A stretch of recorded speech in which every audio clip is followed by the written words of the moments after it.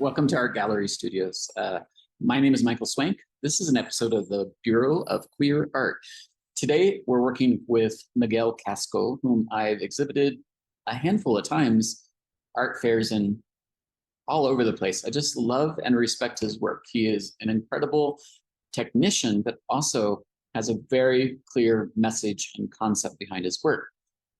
Desayunos is a project still in process, but fortunately we have an interview from about a year and a half ago as well that will be released for those who purchase our magazine, the Bureau of Queer Art, which you can purchase on artgallerystudios.com, Amazon, blurb.com.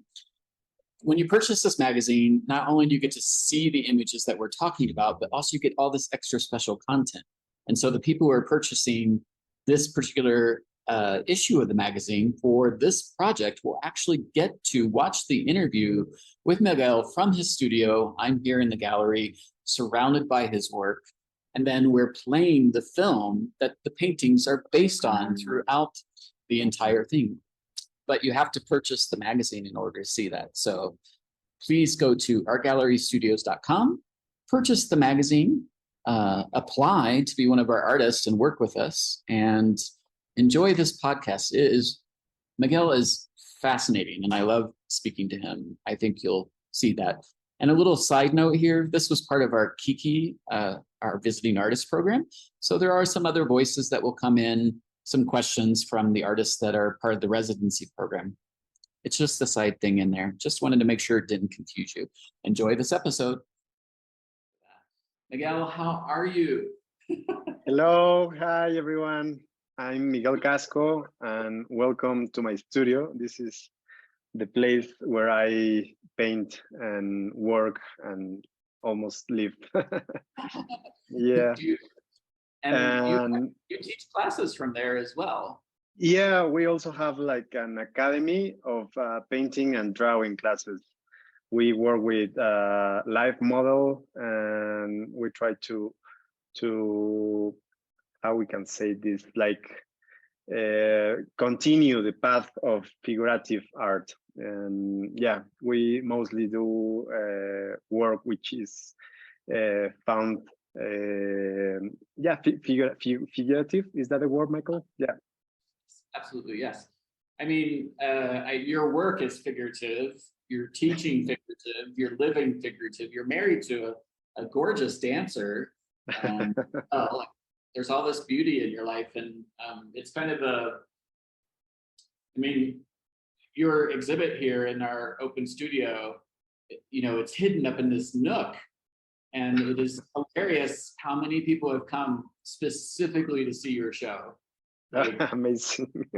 So they don't look at anything, and they just, I point them and they run up the stairs, and then they come back out. It's like, wow. So the exhibit makes a very good impression. I'm gonna do a fast pan here because we don't want to get like banned on YouTube or anything.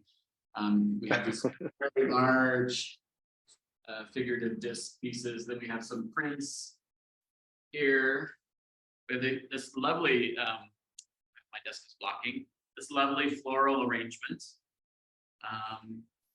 And then we have another large piece, which you can see these are almost going like floor to ceiling. They really, it's such an intimate space to have like a large nude like right at you in the space. And we got to get them up in the main space. And then we have another floral arrangement here. And just because it's a Kiki tonight, we're burning the divine candle. Amazing. Yeah, beautiful.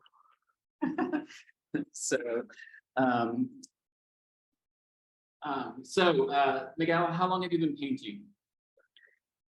Well, I've been painting since I was a kid. Well, when I was a kid, I used to draw from the TV shows, and I used to record the program that I liked and try to copy the image. And when I was like 13 or 12 years old, I signed me in an oil painting course because I wanted to work with colors.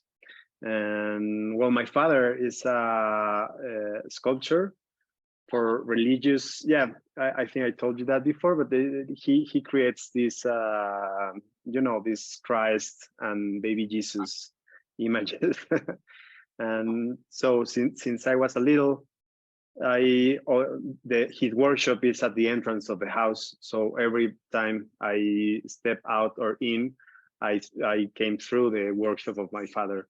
So all the others of the pigments, solvents, and materials was like impregnate in me, and I really love that like atmosphere. Wow, Yeah. that's quite a unique atmosphere to grow up in. Sorry? That's a very unique atmosphere to grow up in. Yeah, totally. Because like nowadays I've been like questioning myself why I'm so obsessed with the body, with the flesh. And since I started to come to therapy, that comes out that I have like a very unique relation with my father. Well, but that's for another different podcast. But I come on, the cheese made. I came with this like memories, having this big, enormous Christ crucified, and it was like very beautiful to see this. This image of a nude man with, well, not nude, but partly nude, with blood and all the muscles and this white flesh. It was like, like repeated times that I saw that, and I think now like that has to come with my work because of all the the images. I mean, for one side, the religion doesn't allow the nude body, but for the other, the religion presents you like this beautiful man. Imagine what it's like to be a gay child in the church. You're looking at this figure that has like this tortured eroticism to it, but you're also being told from the lecture, that desire is incorrect too. I know you're not applying. You're not applying the same desire to it, but there's this, even for myself as a child and like being fascinated by arts and things too, I would look at that and I would imagine like what it would be like to carve something like that, or to paint something like that too. So, look at the figures behind you. There are. Yeah, actually, today when I was painting, the memories just came back again, and so I have like this, the shape of the knees, and then is this arm here, which has the same pose, Even the shoulders of the other figures are pulled back too. So there's like a whole layering of Christ-like figures behind you. So I think that it's in my like my system, and I don't know if I'm getting rid of it or I'm like accepting it, but at the same time, with these memories, I always remember there is this name of the technique that my father used to do. Sculptures does it. Like it's in Spanish, it says like encarnación, like to give, like giving birth. Like to give. No, it's like when you have like this figure in these colors and you have to apply like the skin color. They call it like encarnar the figure. So it's like incarnation. I don't know if that's the word, but it's like giving the flesh to the image. And that concept in my way of seeing how my father creates these images was, to me, like, am I able to do that too? Like recreate the body with all these desires and all the stuff that is forbidden, because as a child, as a person, as a yeah, someone who has desires and who wants to live through the flesh. You know, we live through our skin, so we are always like in contact with others and with your atmosphere. So yeah, I think for that reason is what I paint. Beautiful. Yeah. I mean, and so you mentioned this sort of experience of the having all the color and the smells and everything as you walked into your family home. I mean, your studio must have many of the same smells and many of the same sort of textural memory Yeah, as well. totally. Like every time I get in, yeah, the workshop smell like oil painting, the solvents, and it reminds me. Well, nowadays, because before therapy, I wasn't aware that that I had like this very unique link to my father's work.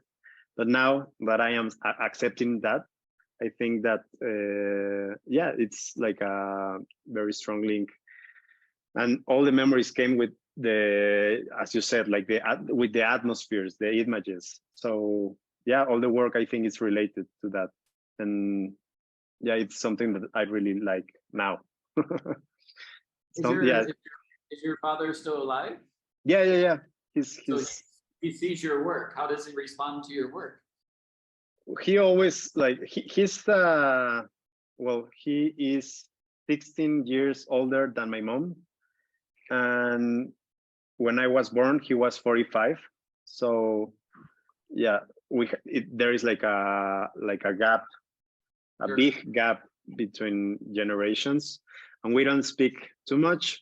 But he is like, I don't know if he approves this because he would like me to paint something more like, you know, still lifes or Oh, but this beautiful. Miguel, these are religious paintings in themselves. I mean, Yeah, it's the way I see it. you're using a sort of a, I mean, in some ways, like the anti-religious, like the sort of reflection of religion on these, the structure of the images, the way you layer them are very much like divine images, and the way that you represent your figures, that's really blown out because of the light. Yeah. Even the way that you represent the figures, I mean, you know, these are the three divinities, you know. Yeah, yeah, I think, It's well, I see that way, you know, like when I was making this series, that it started in 2018 in my studio here. And well, then I lost my hard drive, and all the photos just like disappeared. So we because I work with my wife, she create like a team, and since she's a performer, she directed how the performance will happen. And so I rehired her and her team to re-perform the El Desayuno performance, but in a better way, you know, like with some budget and with some a choreography well planned in a location. So we did this happening in the middle of the pandemic on November the 20th, I think. It was like, for that period, you may remember, we have like a very short weeks that we came out and live our lives, and then we just the pandemic get stronger. Yeah, so we take the advantage of those weeks, and we did this on Cuernavaca, and Miguel, without, can I interrupt you? I'm really sorry. I want to give it's okay. context because I don't Okay. know if everybody here knows, but Yeah, of course. these paintings are from the images of a film that you did, which is about an hour long. An hour. Yeah. And it's the scene that you've set is in a garden, a jardin, and people are enjoying. Well, there's this, as the sun rises, there are these people coming out nude and sort of lounging around, and then they start eating the food, and the sun is coming up, and by the time it ends, the sun is fully up, and the food is demolished. You know what I'm going to do? I'm going to pull this up, and I'll show it in the background without audio. Yeah, and I was telling you this because we actually take like a reference. There is this painting called The Youth of Baco from William Adolphe Bourriaud, and we wanted to represent that, but in a, I don't know, contemporary version of it. I don't know if that's contemporary enough, but yeah, we discussed it with the team, and we wanted to replay like this painting, and without knowing how the timeline of the performance will go, it suddenly like, yeah, you know, like it accommodates the layers of the performance like in a chronological way. So we started with ofrenda, which is like you know, when you offer, then comes I think desayuno, and then which is the breakfast, then it comes like madness. And well, yeah, it goes like in a very, how could we say, like in a very religious way. Right. Now I can see that, yeah, it's like the crucifixion, you know, you have like this it always, yeah.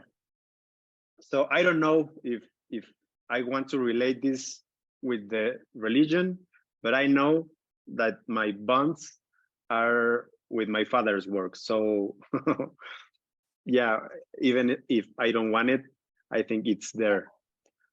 But well, I'm working on accepting it. Well, I mean, even if the story on top of it doesn't have the religious component, if you're a religious person, you would see this, or if you study religion or theology or even mythology, the way that it's structured, it's, you know, it all has the same structure. So so I was going to ask about what it's like to work with your wife, because this is a very unique partnership. Yeah, well, the project, before this project, I started with other one which is called Send Nudes, and this is like the most popular project that people knows from me, and it's about an open call to the world where I invite people to send me their nudity, their intimacy through a selfie, and then I paint them. I don't have any here. Well, there is no camera, but yeah, it's like a same format in watercolor painting, and it has like very unique portraits of people, like showing themselves as themselves in a nudity, with nudity. Yeah, that project. You traveled with this show. You've traveled with the show. Yeah. The show has been shown in mostly the States, San Antonio, Texas, well, yeah, Los Angeles, Nebraska, Chicago, and Indianapolis. Yeah. Which was the strangest thing to have you say that you were in Indianapolis, Indiana, where I was born. Yeah, that's very mystical. Yes. And with that project, a lot of I don't know if confrontation with my wife start to happen, because, you know, nudity, and we are how do you say, like monogamic marriage. So for her was like very strange that I was working with the nudity of others. So in our research to find like, yeah, my artistic way to represent this thing that I have with myself, and I want to you know, to explore and to give away, it comes the idea of working together to I don't know if for her to confirm that it was like a you know, like a real research that I wanted to do, or if it was just like, yeah, to see bodies. I mean, you talked about your relationship with nudity in terms of like the figure of Christ and seeing it too, but what is your adult relationship to nudity? Because nudity doesn't necessarily equate to sexuality or Yeah, sex. So. totally. And in that time, like, well, before the series started, she started to have more performers where she will have to be nude. So we started to dialogue about, okay, so it's okay if you get nude in the scenario, but it's not okay if I draw or paint nude people. So what's happening with nudity? And with that, I think it's the way we try to recreate something, to work in something together, you know. And so I invite her to yeah, to direct this performance where I just give her the idea of, I want to create this image of this painting in with real people, because, you know, well, even if you see like they are very beautiful and very thin, they actually friends from the dance and theater. And, you know, well, I don't know if some of them are in good shape, some of them none. Well, as I see. And yeah, we wanted to build this with friends. And yeah, she it was like very difficult at the beginning, because she has her ideas and I have mine. And yeah, we are like in, I don't know how to say this, but we have different tastes. Right, and of course. I mean, yeah, like both, everyone. you're individuals. Yeah. I mean, you're autonomous individuals. Marriage doesn't make you one person. I think Yeah. I mean, I think it's really beautiful, and the fact that the collaboration included the dancers that she works with, and that she was able to integrate it to the work that she was doing, to have a conversation with you about that. I love this idea because it's a unique artistic sort of a therapy almost, where you're making a conscious decision to use your artwork to have a conversation that's uncomfortable. Yes, totally. I feel like I have to stop showing this because I don't I'm watching this well, unfold. yeah.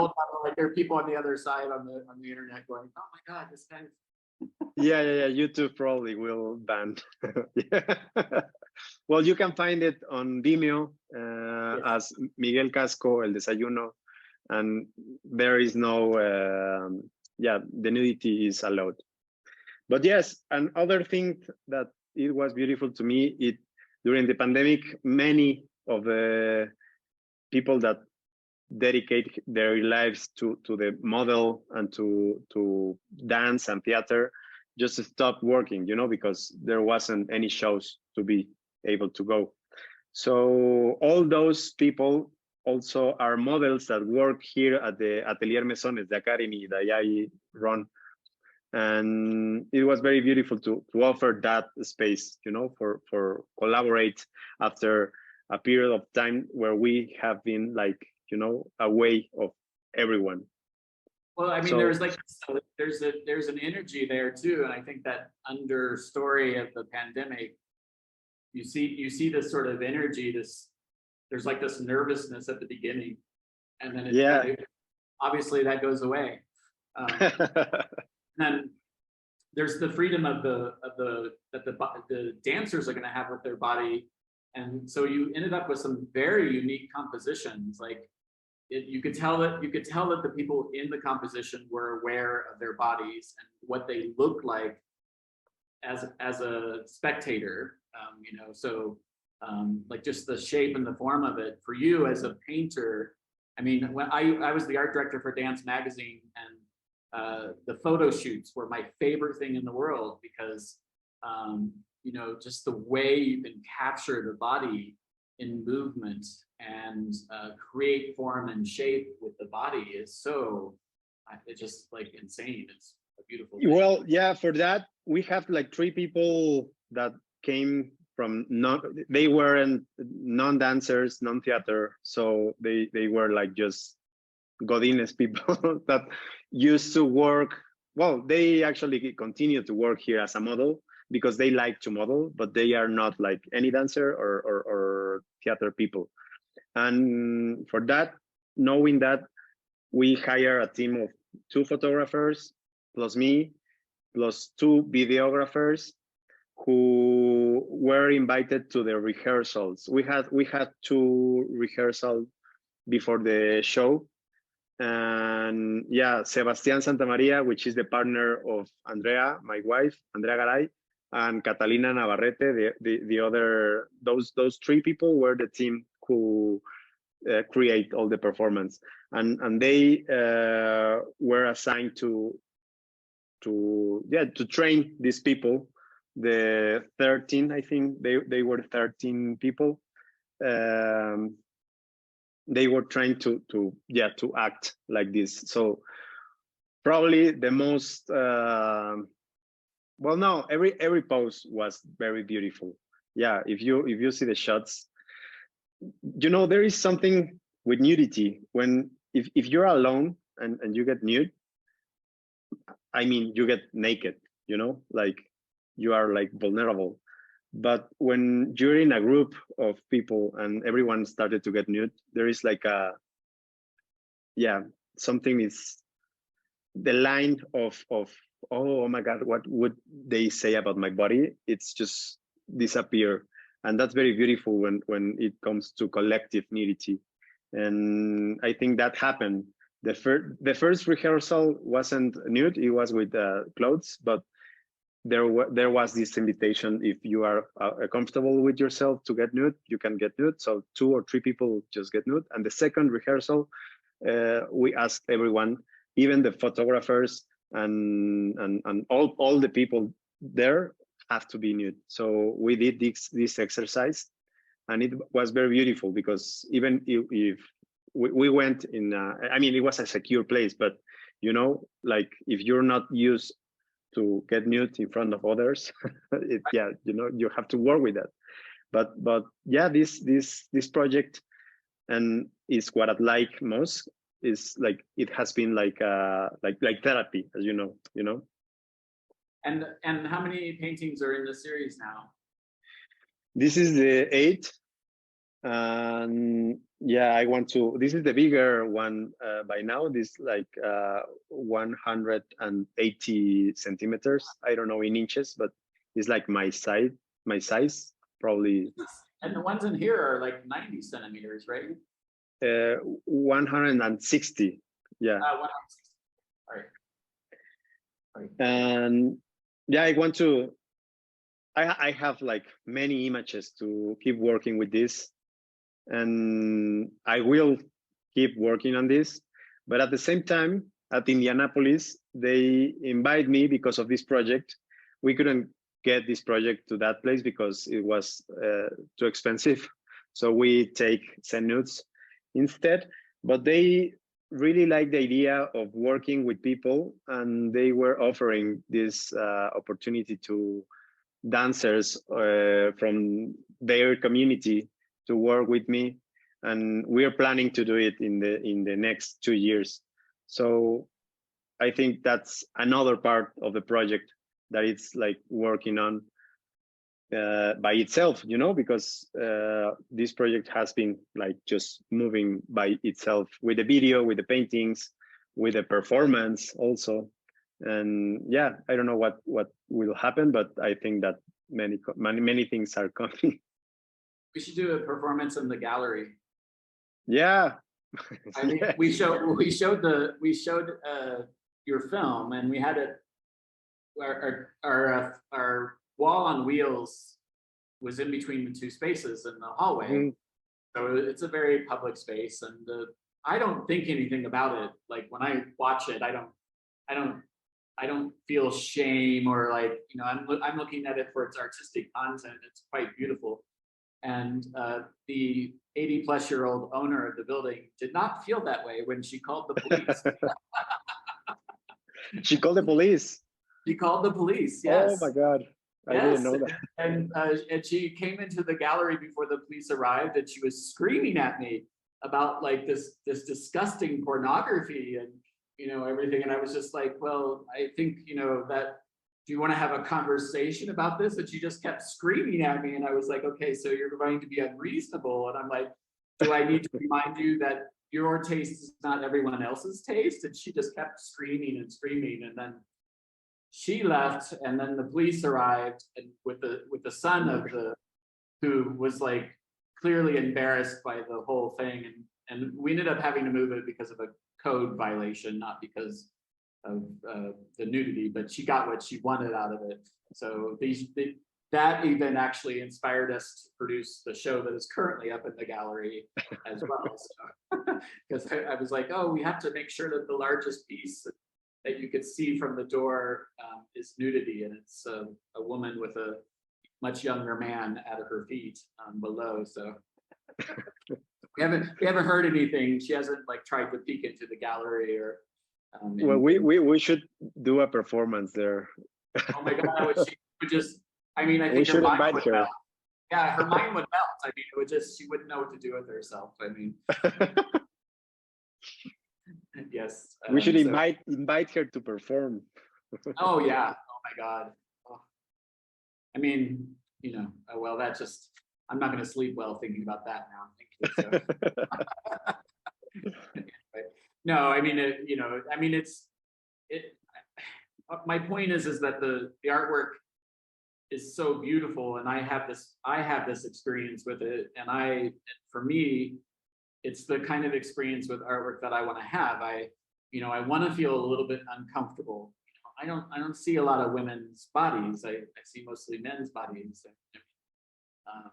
So like for me, like there's like the initial discomfort of seeing an image like that in your face, and I lived with your image, like in the gallery when I was living in the loft there too.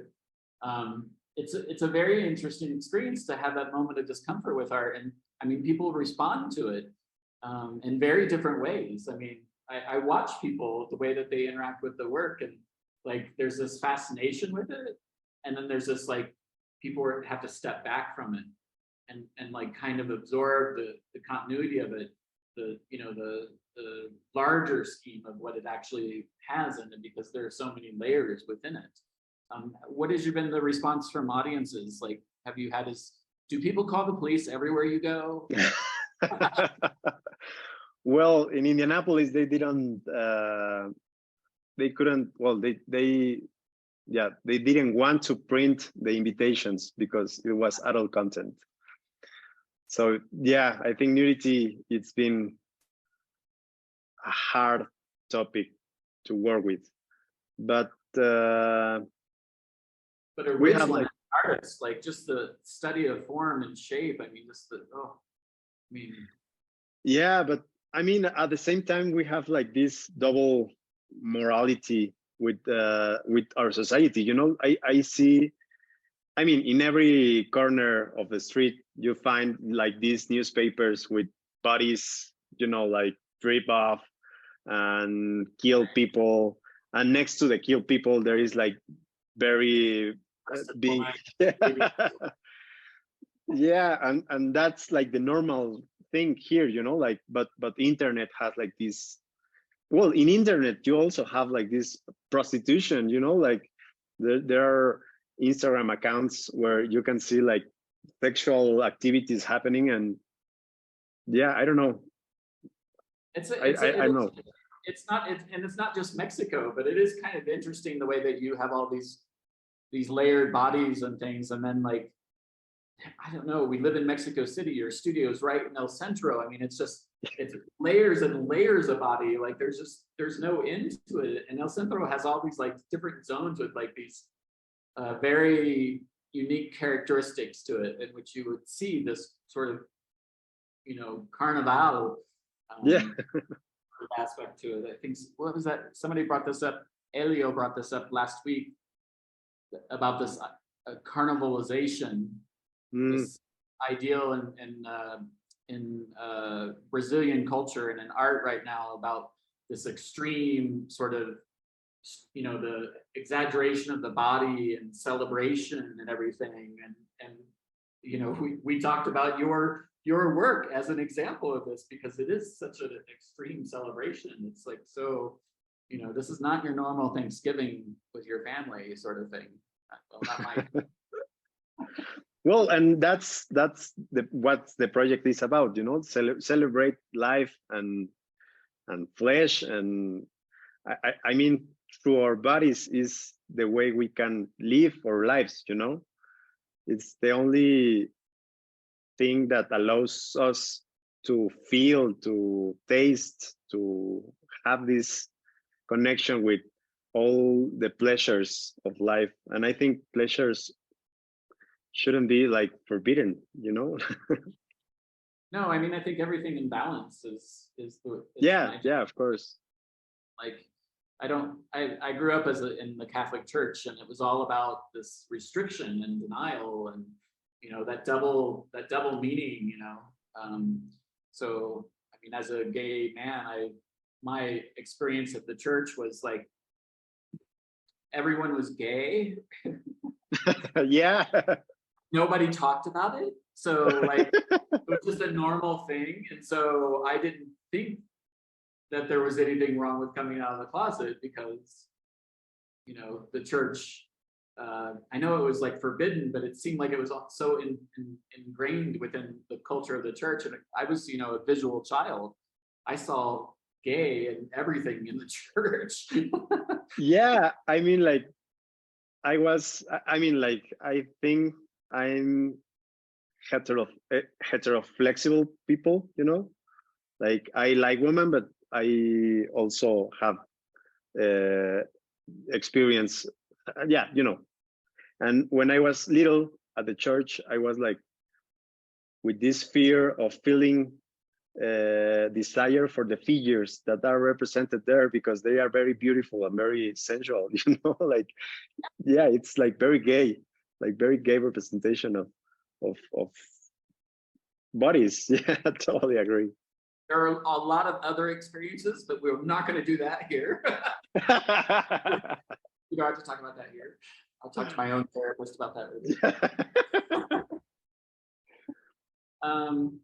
By the way, if you're listening and you have a question and you're in the Zoom, you can type it into the chat and I'll ask the question, or maybe that's the best way. Type it into the chat and I'll ask the question.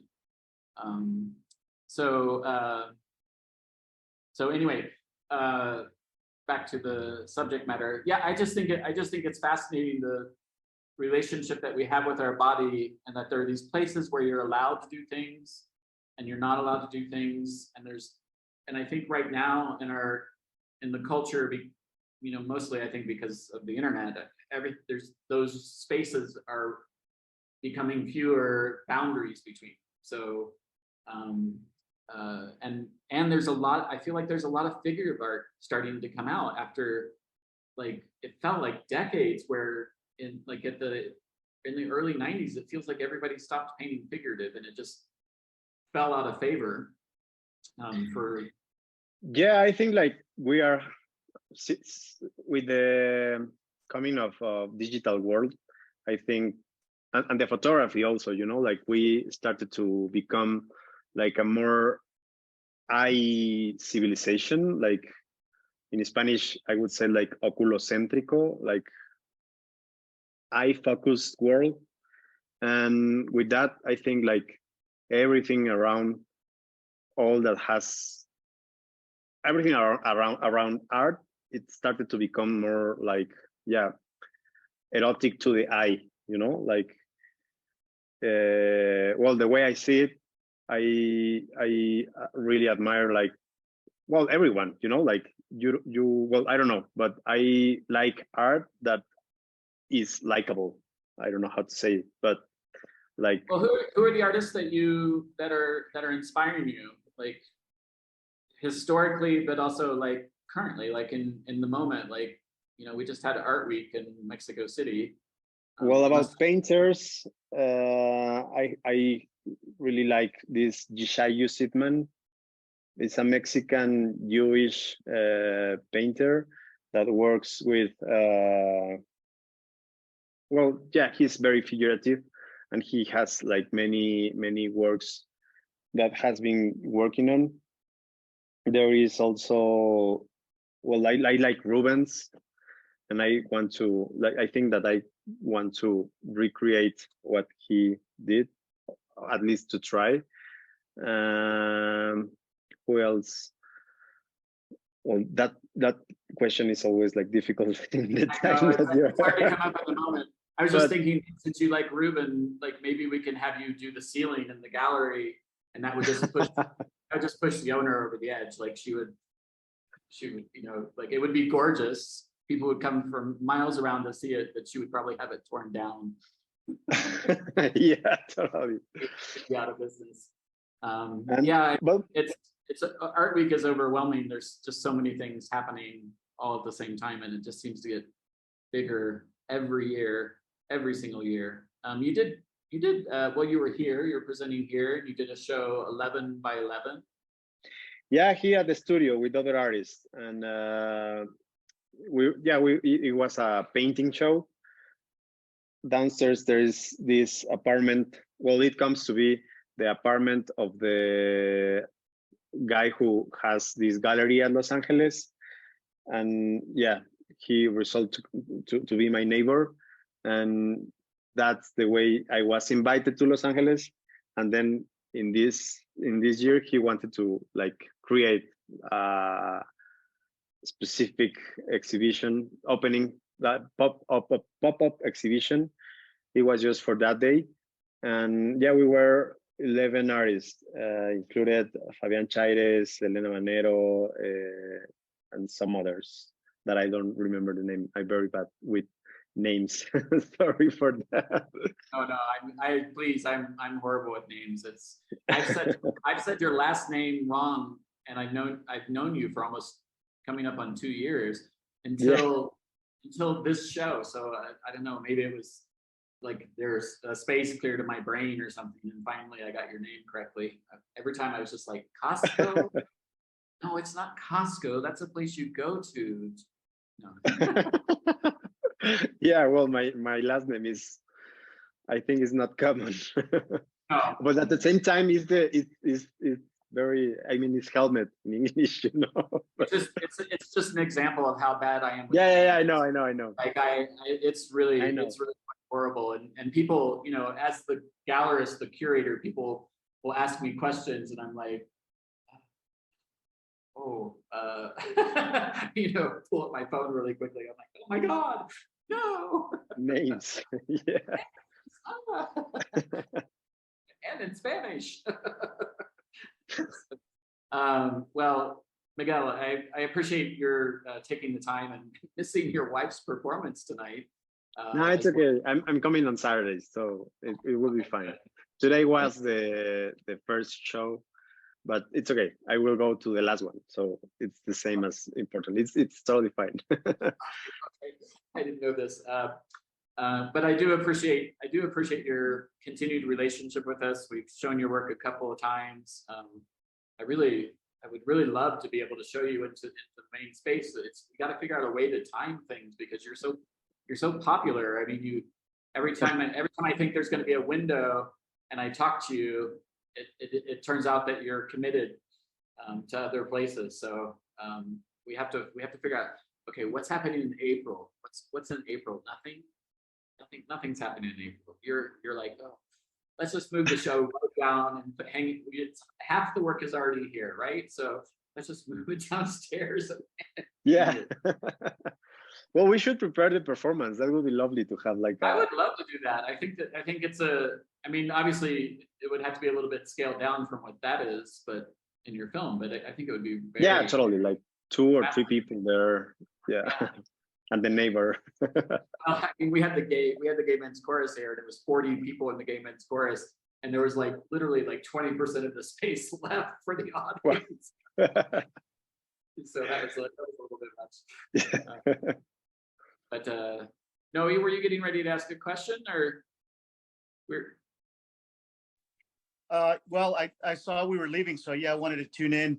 Okay. I was just busy, but I wanted to say, well, hola Miguel, mucho gusto. Mucho gusto, ¿qué tal? ¿Qué tal? But I really wanted to say that it's really interesting how he was able to take it from a video, from a film, to the painting. And that's, so my question with that is, can I ask it in Spanish? Should I ask him directly? Yes. Sí. ¿Cómo, o sea, ahora que hiciste la película y traduciste de la película a la pintura, ¿vas a hacer más películas y seguir ese formato? O sea, ¿o sería al revés? Pinturas y luego películas inspiradas de las pinturas. No sé si responder en español o en inglés. Primero lo haré en español, que me sale mejor, y luego iré a inglés. Pues no es que salgan directamente del video, y me gusta esa idea, ¿no? De que primero sale el video y luego la pintura, porque usualmente sería al revés, ¿no? Que de las pinturas se hacen las películas. En realidad, todo fue un poco casualidad, porque lo que habíamos pedido al equipo que contratamos para hacer la película y las fotografías era que documentaran el proceso alrededor del performance, pero nos entendieron mal y capturaron todo menos el proceso y se enfocaron en el performance.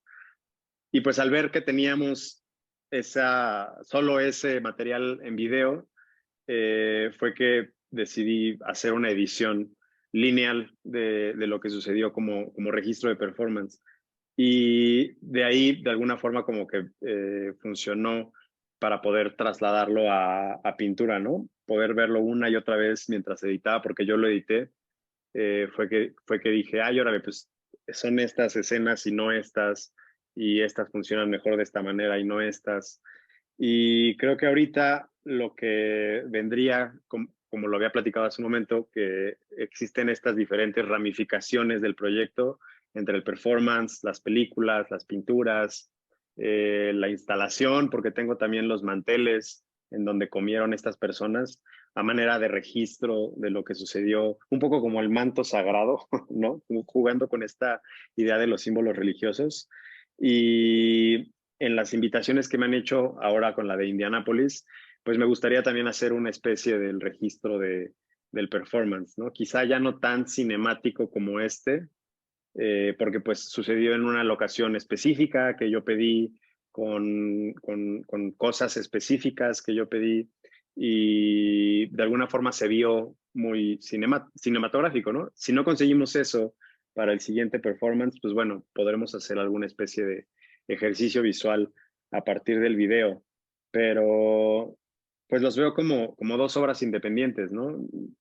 Al principio se tenía el temor de que el video opacara la pintura, o al revés, ¿no? Que la pintura opacara el video, y las veces que se ha presentado han sido o solo el video o solo las pinturas, y solo en una ocasión, hace unos meses, se presentaron las dos juntas, y creo que pues en cada una de esas tres situaciones se formularon, pues sí, distintas narrativas, y creo que eso de alguna forma enriquece el proyecto.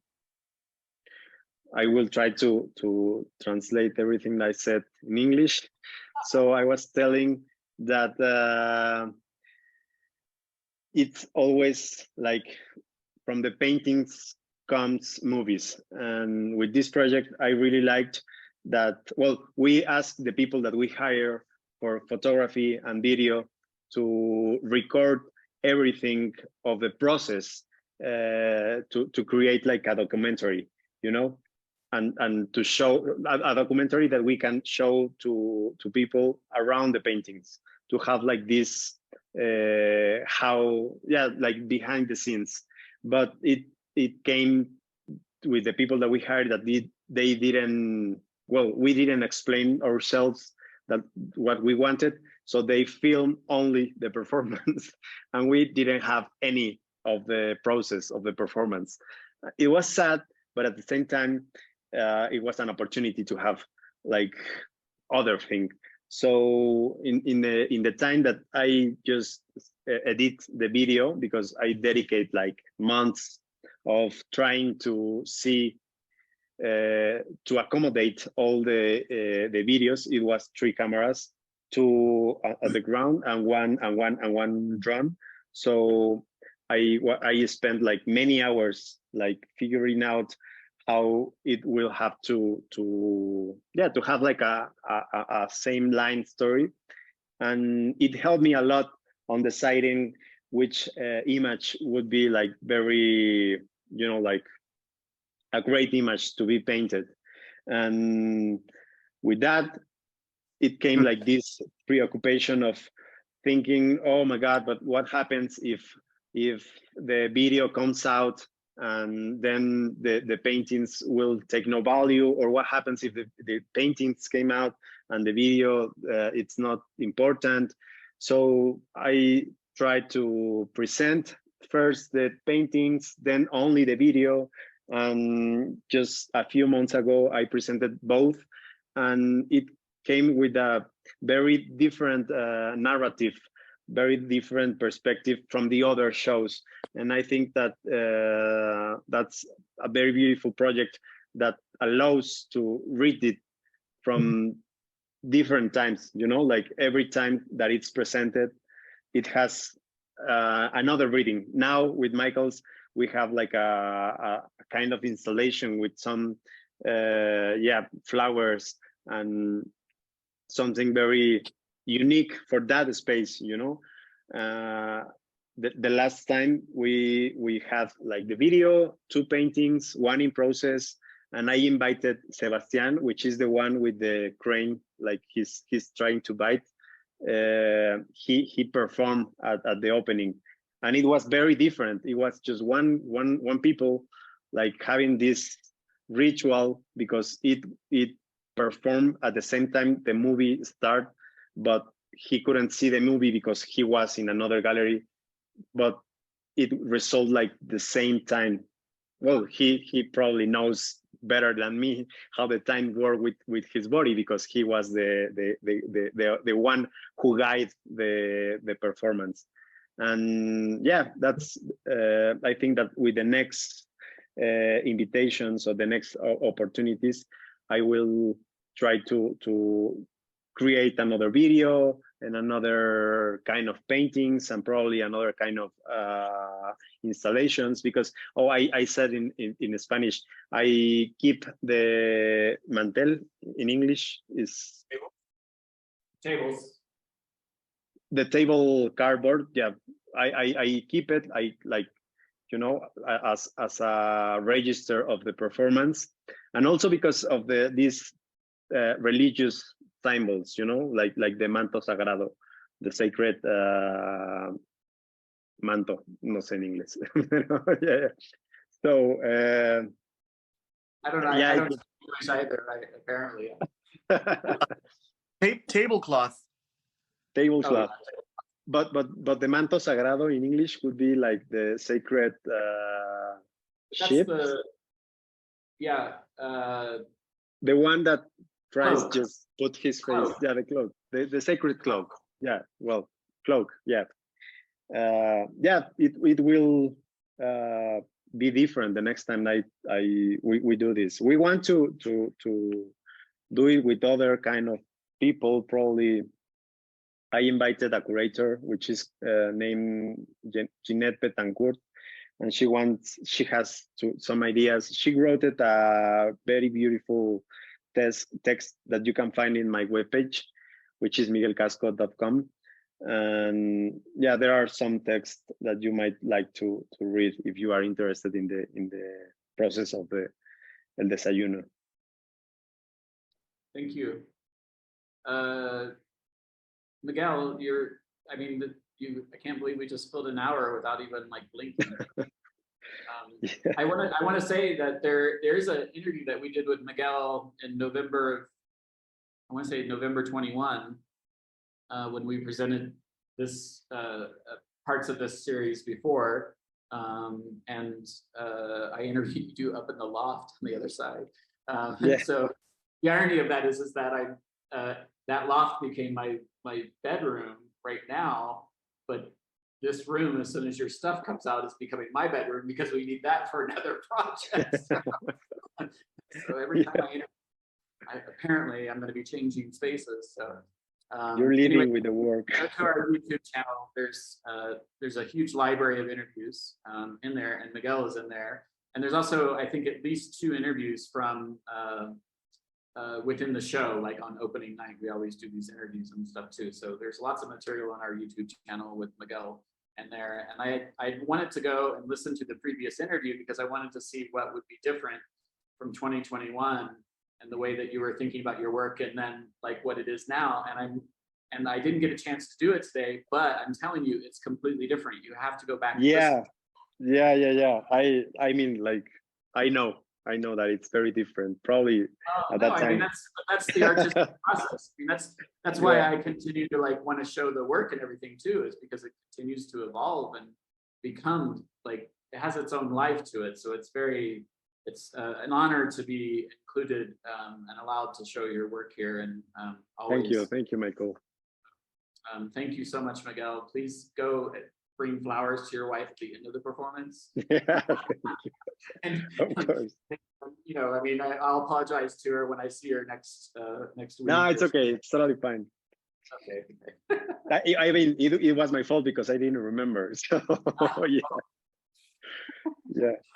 But yeah, it's okay. Well, thank you very much. Everybody have a great night. We'll see you again in 2 weeks with a new Kiki. Thank you. Bye-bye.